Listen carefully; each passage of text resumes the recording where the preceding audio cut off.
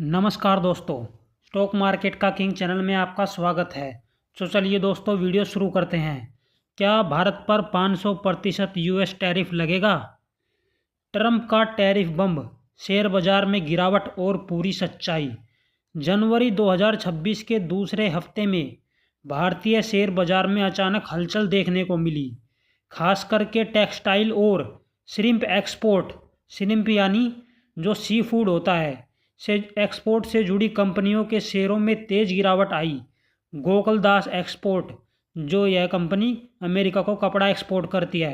Avanti feeds, यह company America को sea food export करती है, समुद्र से जुड़े जो फूड होते हैं।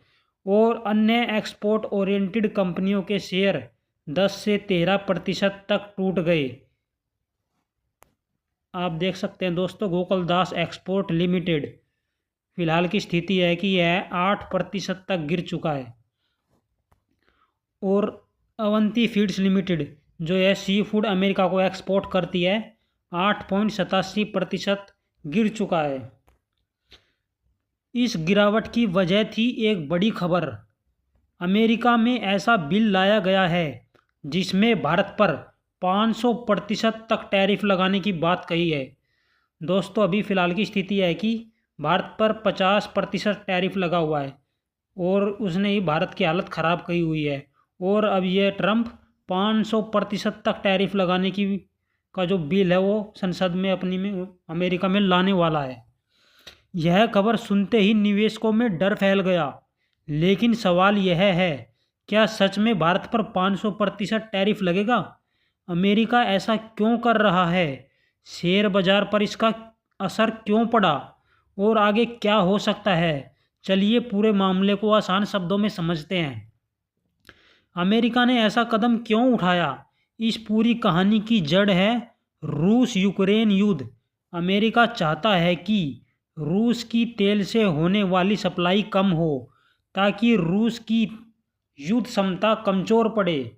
लेकिन भारत, चीन और ब्राज़ील जैसे देश रूस से सस्ता कच्चा तेल खरीद रहे हैं क्योंकि यह उनके लिए आर्थिक रूप से फ़ायदेमंद है, क्योंकि इससे वे मोटी कमाई करते हैं।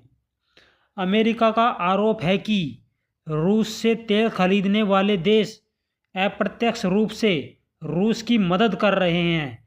इसी दबाव को बढ़ाने के लिए अमेरिका में एक नया कानून प्रस्तावित किया गया है, सैंक्शनिंग ऑफ रशिया एक्ट 2025। इस प्रस्तावित कानून का नाम है सैंक्शनिंग ऑफ रशिया एक्ट 2025। देखते हैं ये कानून है क्या। यह कानून अभी पास नहीं हुआ है, लागू नहीं हुआ है, लेकिन इसके प्रावधान बहुत सख्त है। मतलब कि इस बिल में जो नियम कायदे कानून है वो बहुत ही सख्त है, जो रूस, चीन और भारत जैसे देशों के लिए बहुत ही बुरे हो सकते हैं। इस बिल में क्या क्या प्रावधान हैं? रूस से अमेरिका आने वाले सामान पर कम से कम 500% टैरिफ, यानी कि दोस्तों रूस से जो अमेरिका में सामान आता है उस पर 500% टैरिफ लगाने का प्रावधान इस बिल में दिया गया है। उन देशों से आने वाले सामान पर भी 500% टैरिफ जो रूसी तेल, रूसी पेट्रोलियम, रूसी यूरेनियम का व्यापार करते हैं। यहीं से भारत का नाम सामने आता है।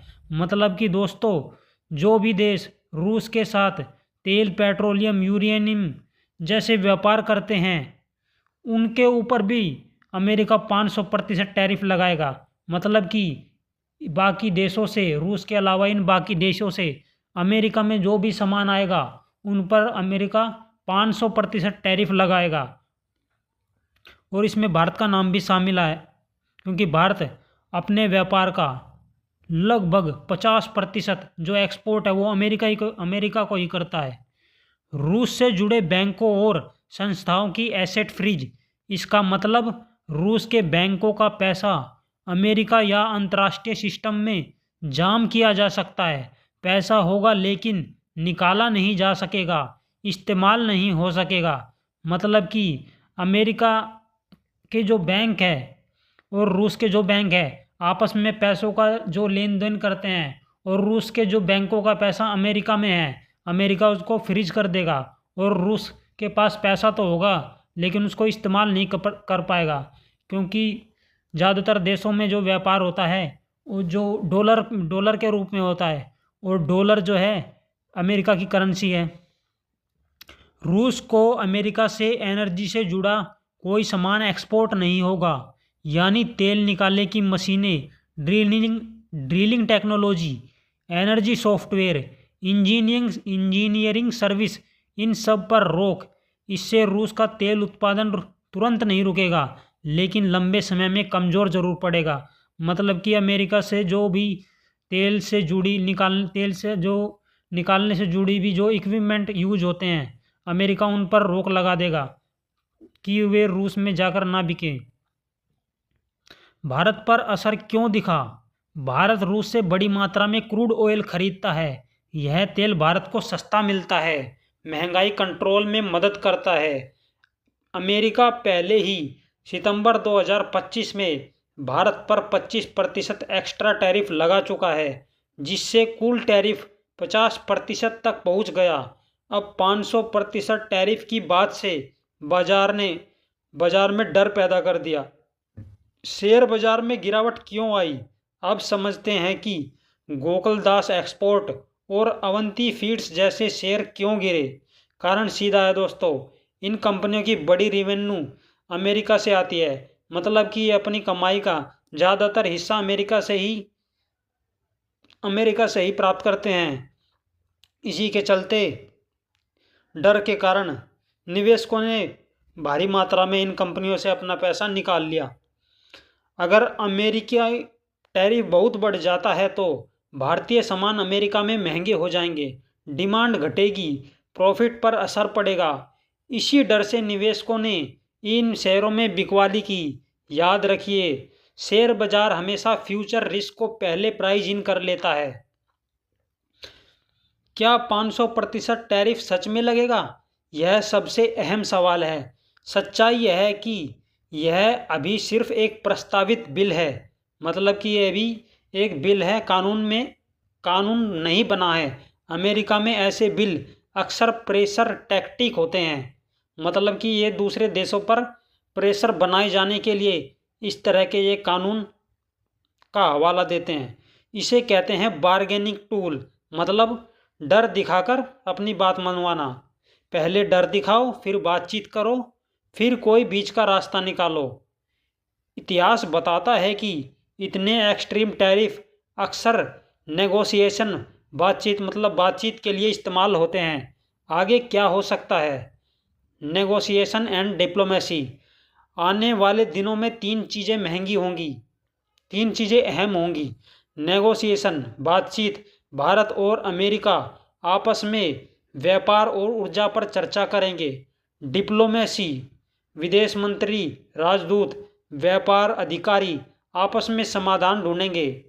क्लैरिटी, टैरिफ लगेगा या नहीं, लगेगा तो कितना और कब से। जैसे जैसे क्लैरिटी आएगी, बाजार की वोलेटिलिटी कम होगी। दोस्तों, इस सब का निष्कर्ष क्या निकलता है? आखिर में पूरे मामले का सार यह है कि 500% यूएस टैरिफ फिलहाल कानून नहीं है, बल्कि दबाव बनाने की एक रणनीति है। शेयरों में गिरावट डर और अनिश्चितता की वजह से हुई है। भारत ने ये साफ किया है कि उसके ऊर्जा फैसले राष्ट्रीय हित पर आधारित है, मतलब कि भारत जो ये व्यापार करता है रूस से, तेल से रिलेटेड, ये भारत के लिए हित में है, इसलिए भारत ये सब करता है। आने वाले समय में बातचीत, कूटनीति और समझौते की संभावना ज़्यादा है। निवेशकों को घबराने के बजाय खबरों को समझदारी से देखने की ज़रूरत है। हर बड़ी धमकी हमेशा उतनी बड़ी हकीकत नहीं बनती। दोस्तों, आपको वीडियो पसंद आया हो तो चैनल को सब्सक्राइब और वीडियो को लाइक और चैनल को सब्सक्राइब जरूर कर देना। धन्यवाद।